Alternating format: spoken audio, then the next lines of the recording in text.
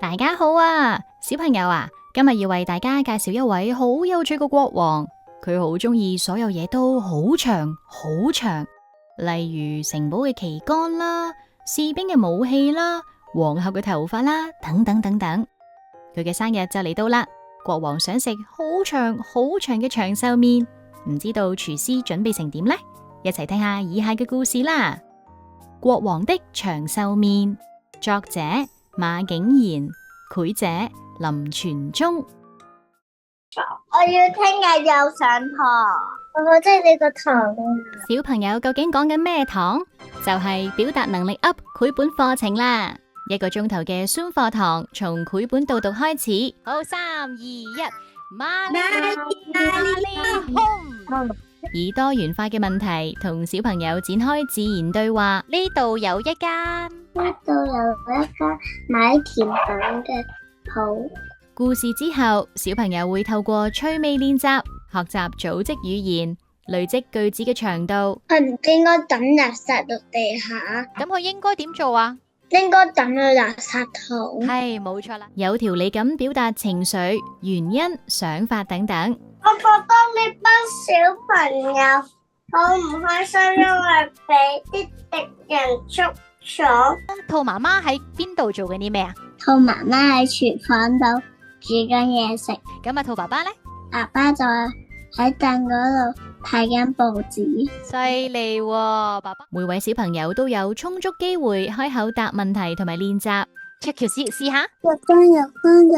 不知不覺間提升5大能力。拜拜啦！小波老師，拜拜。拜拜啦！快啲加入我哋嘅課堂互動學習，提升自我表達嘅信心啦！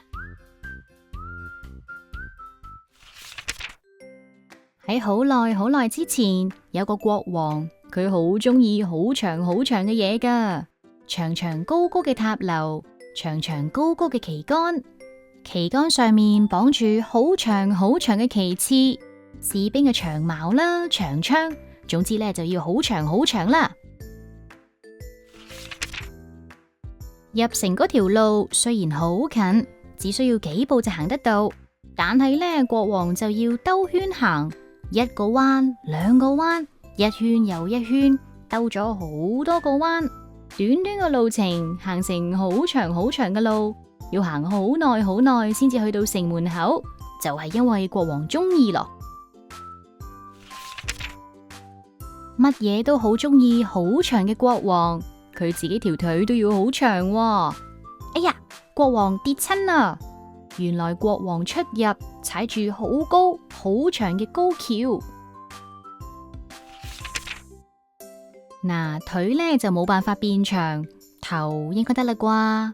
你哋睇下，佢頭上呢頂帽點呢？咩都中意好長嘅國王，連皇后嘅頭髮都要好長好長，但係每日都要好多人幫皇后梳頭啦。皇后把頭髮好長好長，亦都好重好重。佢行路嘅時候要拖住把好長好長嘅頭髮，要好多好多人喺佢身後幫佢捧住啲頭髮，就係因為國王佢中意皇后長頭髮。為咗得到國王嘅喜愛，國王嘅動物園入面有好多好長嘅動物，有啲呢就頸長，有啲呢就腿長，而有啲呢就鼻哥長。嗱，仲有好多尾巴好長嘅動物添噃，有啲尾巴係真嘅，有啲呢就假嘅，只要國王中意就得啦。國王嘅餐台好長，國王嘅椅背好高好長，連佢啲餐具全部都好長啊！只不過呢，咁長嘅湯羹係飲唔到湯噶噃，點算好呢？啊，只要用長長嘅吸管就可以吸到啲湯啦。好長嘅叉，用佢嚟食肉有啲辛苦噃，點算好呢？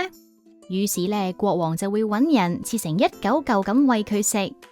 雖然係麻煩咗啲，但係國王佢好開心喎，皆因佢中意乜嘢都係好長好長嘅。國王嘅生日就嚟到啦，廚師用咗好多時間嚟開會，想整好長好長嘅長壽麵俾國王祝壽。但係無論佢哋點做都唔夠長，佢哋諗咗好多方法，始終咧都係做唔出長長嘅長壽麵。最後佢哋終於設計咗一套機器。大家睇下呢套機器，從機器嘅一頭不斷咁擺水同麵粉，再喺另外一頭不斷咁壓出啲長長嘅麵條出嚟，好多輪托住長長嘅麵條，但係唔能夠斷喎，斷咗嘅話呢，就要快快脆將啲麵駁翻起嚟。好啦，啲麵終於整好啦，亦都煮熟啦，慢慢咁裝落去國王嘅大碗入面。好長好長嘅長壽麵，國王相當之中意啊。